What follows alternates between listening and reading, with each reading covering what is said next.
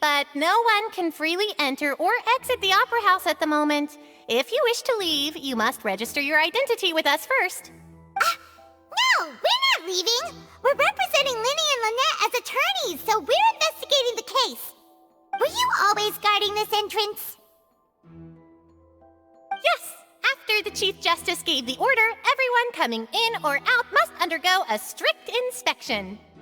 So, the missing girl couldn't have left from here. At least, not from that point on.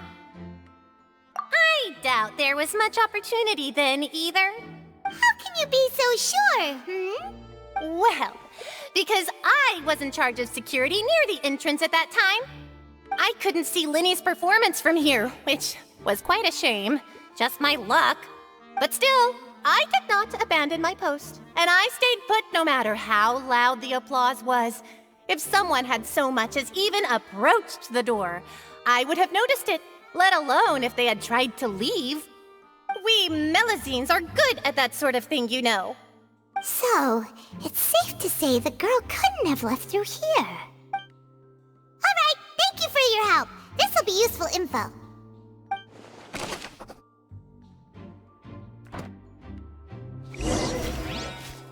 We've checked everything of note here at the performance venue. Paimon wonders how Lyney's discussion with the guards is going. Let's go see, shall we? Ooh, things are getting interesting, huh? We're about to see how magic is made.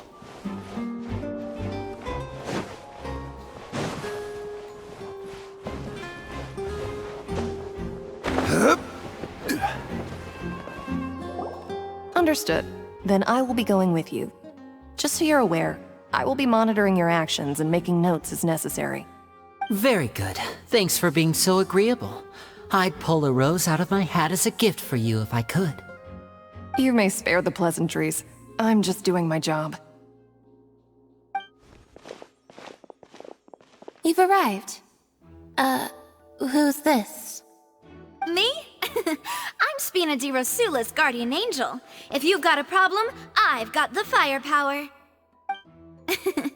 Sorry, I got a little carried away there. Call me Navia. I'm a partner of theirs, and will be helping investigate this whole situation. And these are my companions. Would you mind if they join as well? Fine by me. Oh, new helpers? I would be most grateful. Well, let's just say we're tagging along. It's not every day you get to see the secrets behind magic performed on such a large scale. I appreciate your kind interest. Come with me. We'll be heading below stage. Huh? Below stage? Yes, a world of secrets is hidden beneath this magic box, prepared specifically for this switcheroo trick. But before I reveal everything, you should have a look first. Notice anything strange here?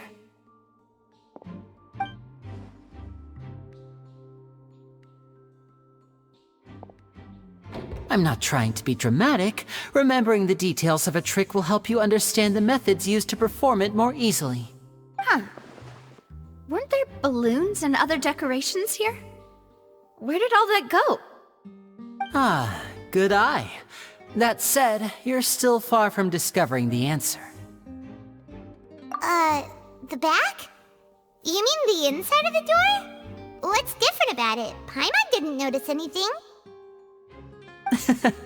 Very good indeed. I thought you might not be able to catch that, given that you were sitting in the first row. The back of this door was patterned. Those patterns are now gone, replaced by a smooth wooden board. So, if you put 2 and 2 together, what do you get? Exactly. All right, let's go. I'll tell you how it works as we head down. Oh, so there was a passageway under the magic box! I knew you'd figure out most of it as soon as you saw this place. The 2 magic boxes are positioned right above the 2 entrances of the tunnel. See this flatbed trolley? The box with the lucky audience member in it would be shuttled over to the other side using the trolley. This trolley can raise and lower and even rotate, ensuring that the box will face in the right direction. I see. So that's the purpose of the box inside another box. Precisely. The inner box would descend after the audience member was put inside and be moved along the trolley, all while the outer box would remain on stage as if nothing had ever changed. So that's how you did it! Once the box was lowered, the trolley would store some energy through this device here, with which it would complete the rest of the steps. The audience member would only be able to feel some slight movements in the dark, and by the time she walked out, she would already be back on stage. Right! You were talking that whole time, and you even came out for a moment near the end! Ah, yes. A phonograph operated by Lynette was used to achieve that effect. My assistant and I had already scripted our conversation beforehand. When the countdown began, I had already gone to the opposite box via a tunnel using that ladder. And what about Lynette? Where was she? I was in the mezzanine space in the back of the box. Oh, interesting! That's how we were able to coordinate Lyney's lines with the assistant. And, by the way, I was the one who walked out of the box at the end.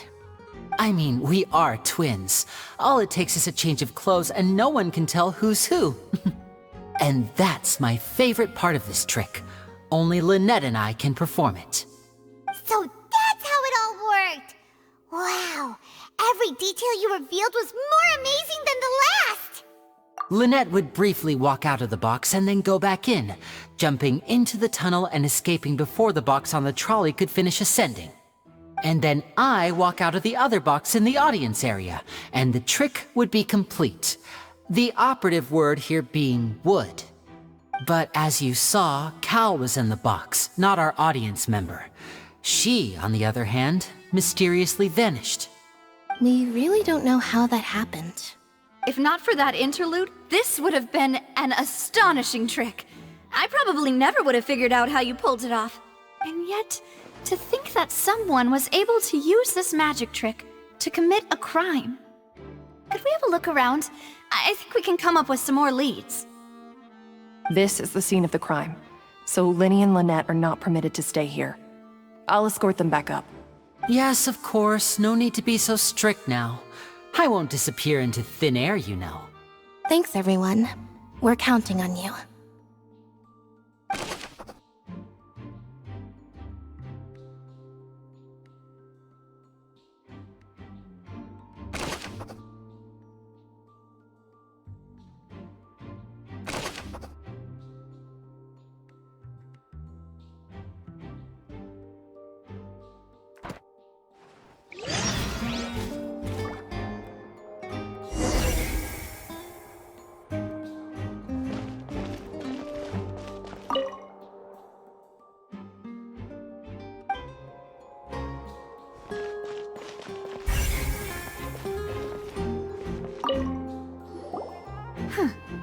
What's this? Looks like a hook tied to the end of a rope. Huh? There's all kinds of odds and ends here. Perhaps it was a prop for a different trick. But why would it have been left here? Whatever it is, let's make a note of it first.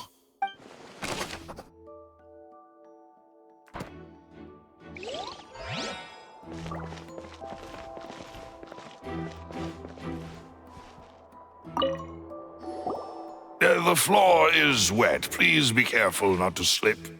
Speaking of which, why would there be water here? Oh, Paimon knows! It's one of those tricks where you pour water into a jug and then flip the jug over only for the water to disappear? And here's a broken vase! Huh. Did the trolley knock it down while moving? That can't be. The trolley moves along tracks from start to finish. It couldn't have hit the vase at this distance.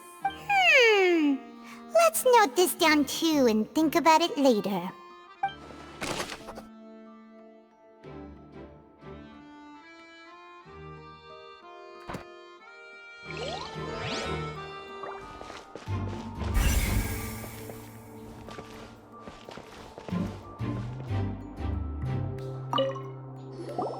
Oh, these are the clothes that the lady chosen from the audience was wearing, right? Her clothes are here, but she's nowhere to be found. Right! And do you really need to do that if you're kidnapping them? Ugh, this is so confusing. Paimon doesn't want to be a detective anymore.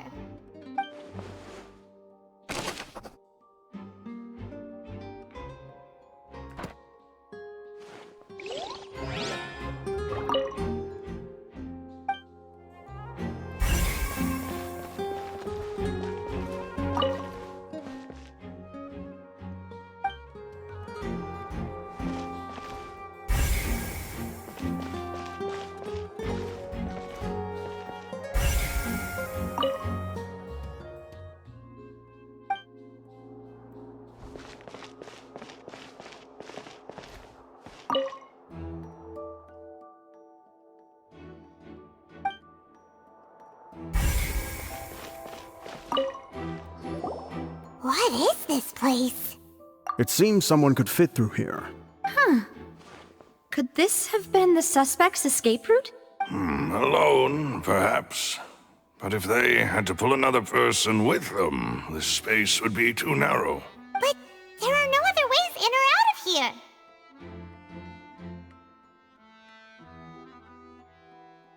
Oh, you're right! Let Paimon write that down.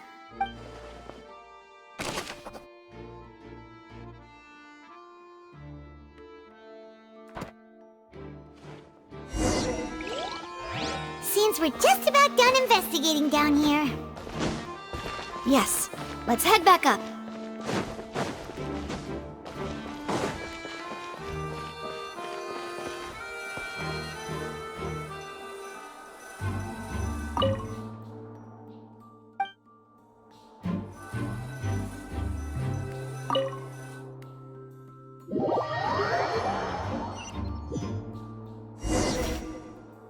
Well, we've ascertained the state of the crime scene. Let's find a place to sort out our findings once Malus returns. Seems to me that there are several things that don't add up here. Apologies for the wait, demoiselle.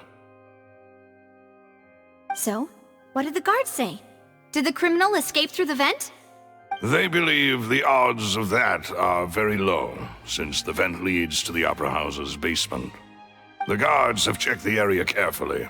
No one left through the basement during the performance or after the incident, and no one was found hiding there. So the tunnels become like a secret chamber then! You know, like the kind you usually see in novels. The plot thickens. Halsey's disappearance and Cowell's death are both quite inexplicable. No wonder Farina was so confident in her accusation. All the current evidence points toward Lyney and Lynette. In other words, the charges are very likely to be upheld unless we make some considerable progress. Charges and then trial. So if the charges are upheld, they'll announce a sentence? That's right. This is how a trial goes in the Opera House. During the proceedings, the Chief Justice and the Oratrice will hear statements from both sides.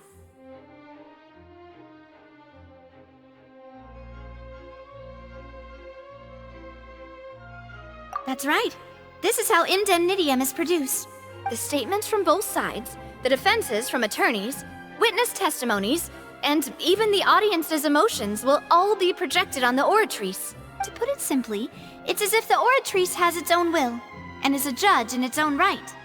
This also precludes any kind of favoritism on the part of the Chief Justice. Not that this has ever happened anyway. Once both sides have finished speaking, the Chief Justice will make his final decision. This, too, will be used by the oratrice as a reference. Then, finally, the oratrice will be consulted by officials. The result it returns is the will of justice itself. Huh? So that machine is the one that actually decides? Paimon thought Novelet called the shots. In practice, there is very little difference. Both have always come to the same judgment, which is why people have great faith in the Chief Justice. Ah, yes, the guards also asked me to convey that none of us will be allowed to leave this place before the trial. Huh? Why? Because we've chosen to act as the twins' proxies. That makes us persons related to the case. They're concerned that we might be colluding with outside parties, or that we might find outside help to disrupt the case. And even if that were not so, it could prove problematic if we happen to spread key information about the case ahead of time. I'm ready to break out at any time. Whoa! There's no need for that! Paimon thinks they have a point. That said, are they providing food? Of course. I just hope you don't mind the lack of options. I'm afraid that catering to all tastes is not in the cards, nor is any guarantee of balanced nutrition. In that case, let's just sort out our findings together here. Pity. I was hoping to take you to try some of Fontaine's famous desserts, too. I mean, what better way to properly think through our findings than over some tea and sweets? Huh. Breaking out suddenly doesn't seem like such a bad idea after all.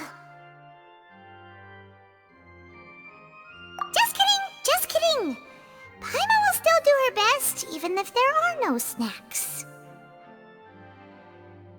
What do you mean, no snacks? Of course we'll have snacks. If we cannot buy some, then we'll simply make some. Huh? Here? But how? Understood, Demoiselle. Everyone, please come with me.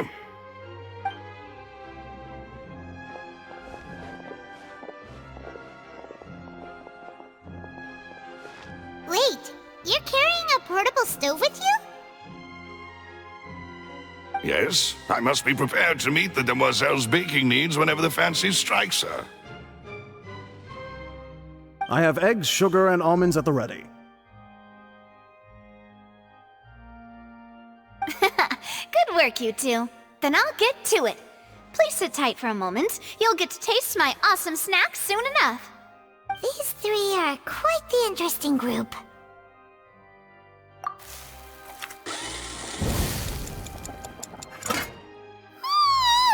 And Paimon thought it smelled good while it was still in the oven! Oh, it's even better now. Paimon can't stop drooling. From the way you had these two guys carrying all that stuff around, Paimon thought you'd have them do more during the baking process. But you ended up doing the entire thing by yourself! Beating the egg whites, grinding almonds, everything! I was applauding.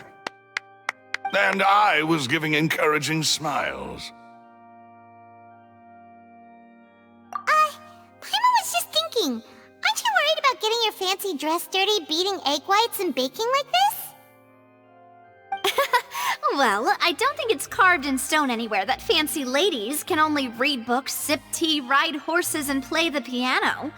I just really enjoy making snacks. Don't underestimate beating egg whites, by the way. It's a real arm workout.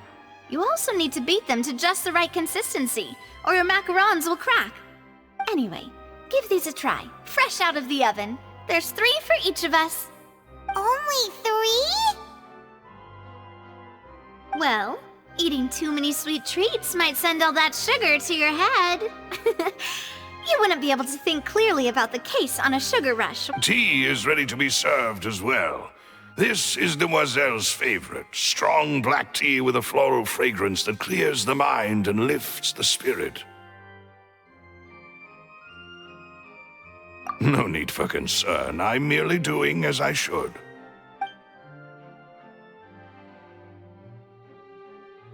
All right then. Down to business. As Paimon mentioned previously, the tunnel seems to be something of a secret chamber. However, we can assume that Lyney and Lynette were not alone within it. Some criminal also occupied its sealed confines. The magician twins could have committed the crimes, of course, but they lack any logical motive. Exactly! Why would they do such a thing right when everyone was watching? The flower vase and the thud we heard during the performance could indicate some altercation between Halsey and the criminal in the tunnel, resulting in the shattering of the vase, the discarding of her clothes, and her abduction. Perhaps the criminal thought that since she was chosen from the crowd, she would be too easy to identify if she was still wearing the same clothes. Paimon thinks that makes sense, but the real trouble is... True. None of the clues we found thus far support the existence of this third person. But the only people left to consider are both technically victims, whether it's the missing girl, Halsey, or poor Cowl. Huh. Could Halsey have secretly made modifications to the magic props in order to murder Cowl before making her escape? That's right. And even if she had tampered with the setup, she would need to understand the entire trick to pull it off. Nor does she have any motive. The guards said that she has never had any dealings with the Magic Troop's members. Were we not thorough enough in our search?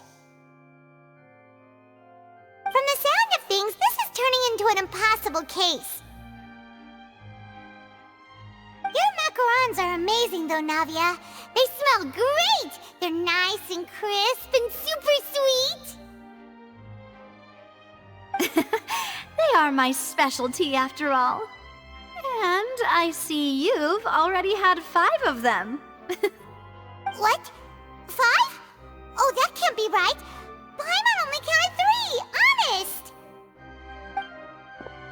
Please don't worry about it. At my age, a few less sweets might actually be a good thing. No!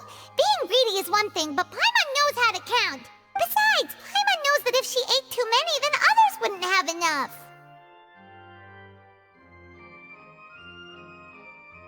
Wait, even you don't believe Paimon?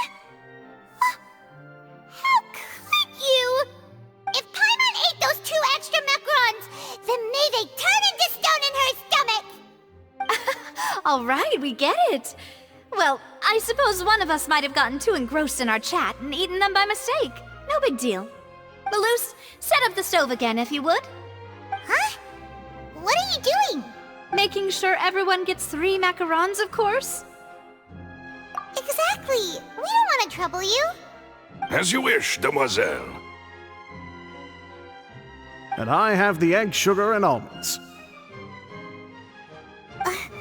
Well, this really is your hobby, huh?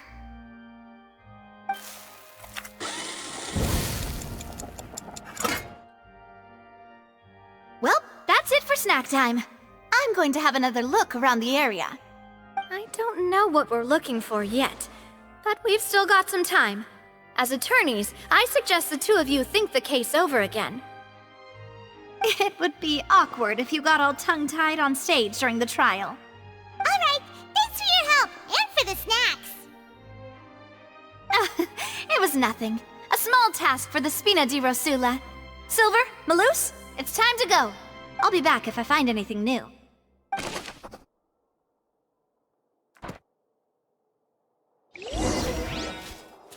right, it's time to put our heads together. We've got to get our defense ready for the trial. Oh, it's probably gonna be a long and difficult case. There's no point in worrying about that now. We just need to prepare. Here, take Paimon's notes. They should help you review the situation.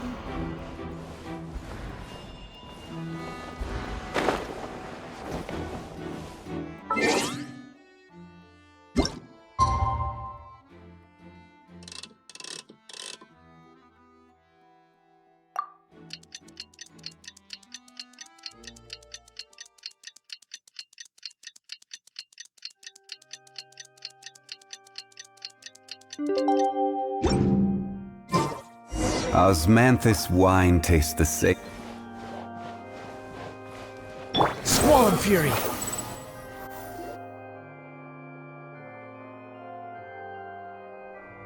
What do we do?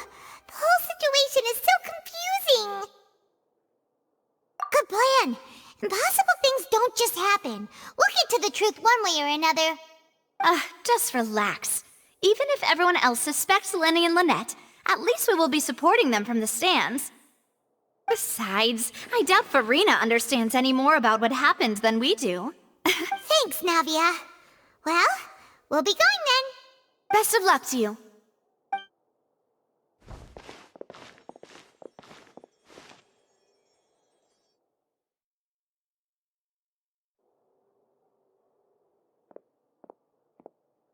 Ah, finally, you're back. Well, how did your investigation go? To be honest, you might be disappointed. No. We're already very grateful that you were willing to help. Well now, don't you all look disappointed? Don't tell me that your investigation came up empty-handed. That was to be expected, of course. The guilty can never produce proof of their innocence. But don't let that stop you. I shall be terribly disappointed should you, my most anticipated foe, concede so easily. Since both parties are present, I declare that the trial regarding the magic show incident is now in session. Firstly, in order for the audience to understand the causes and results of the incident, could we please have Mr. Lyney explain the trick? Yes, of course. I will explain while Lynette demonstrates on stage. All the necessary items have been prepared.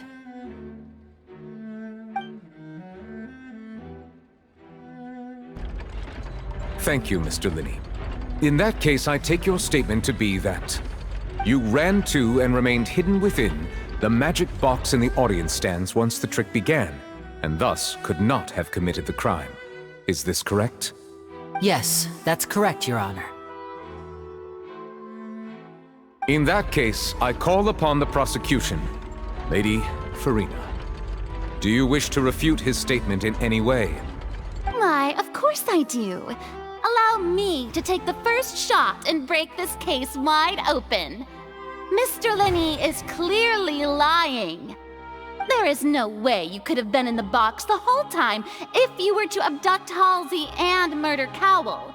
In fact, I'd say you were hardly in that tunnel at all. That is simply your hypothesis based on the presumption that I'm guilty. Oh, is that so? And if I may ask, what did you hear while you were inside your box? The roaring countdown of the crowd, of course. That's how I kept track of the time and built anticipation for the finale. And you didn't hear anything else at all? Nothing that might leave an impression of any kind? No, nothing. I see. But when the count reached 30 seconds or so, there was a thud. One so loud that I believe practically everyone heard it. Huh? Hey, hang on. Something's not right here. Yeah, I'm sure he could have heard a noise that loud from inside the box. I was right by the box and I definitely heard the thud. Look at those scales. Could those mean... Well then, ladies and gentlemen, allow me to use the words of the magician himself. You never know what can happen in the blink of an eye. Indeed, it seems his alibi can also collapse in the blink of an eye. Of course, I have armed myself to do far more than smash your alibi.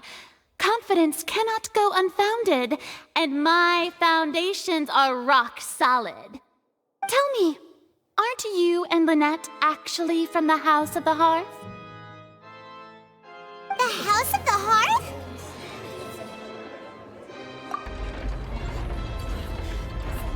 No wonder they did something like this. So the serial disappearances were the Fatsui's doing. Now it all makes sense. I've got a feeling that what happened on stage probably wasn't just an accident. That's irrelevant. Our identities have nothing to do with what happened. Indeed. Then perhaps you could tell us everything that happened during that 1 minute. Your first priority is to prove yourself innocent after all. I'm sure there is little that needs to be kept secret now. Unless your script already has holes in it. The Outlander is speechless. My, oh my, don't they look flabbergasted? Now comes the infighting and discord, I suppose. This was almost too easy. Oh, good thing I made all those preparations. Seems the all-nighter I pulled last night is really paying off. Hey, Lyney! Why didn't you tell us this before? Order! Order! Mr. Lyney, allow me to re-establish the facts. Lady Farina has raised 2 points. First, when the thud was heard in the Opera House, you were neither in the box nor the tunnel. Second, you and Ms. Lynette are both members of the House of the Hearth. Are these claims true?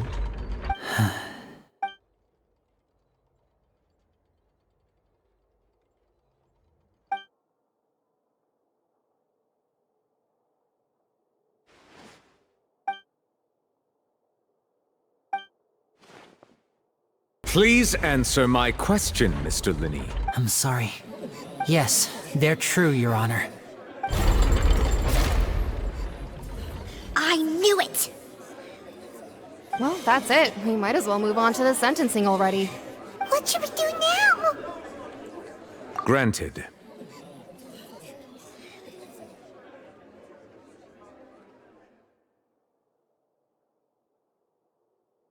In that case, what is your request?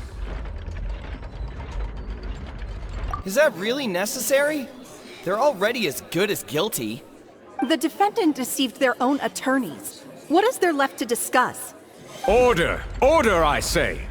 Your request is reasonable, and we shall adjourn. This trial will reconvene in 1 hour. So you would stick to Mr. Lyney's defense even after knowing what you do now? You certainly have more professionalism than I thought. In that case, my dear audience, let's allow the joy of victory to steep for a little while longer.